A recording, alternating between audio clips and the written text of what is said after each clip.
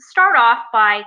giving you an overview of the main categories of intellectual property, because it's really important to understand and be able to identify the types of intellectual property your company has, so that you can understand how to best protect and ensure your ability to use the intellectual property. And I can say I have yet to ever encounter a company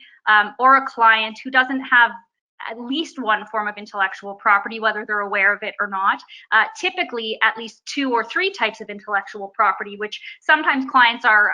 quite surprised to find out. So again, I think it's important that we first understand how to properly identify the intellectual property, and then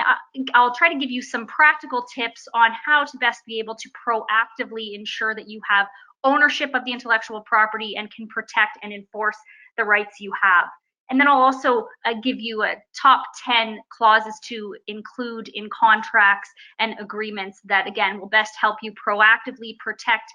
the IP that you have, and to hopefully avoid the costly risks that can come with misuse of intellectual property that on the litigation side of my practice I tend to often see. And a lot of the issues that arise could have been mitigated or avoided altogether if there had been these written agreements in place.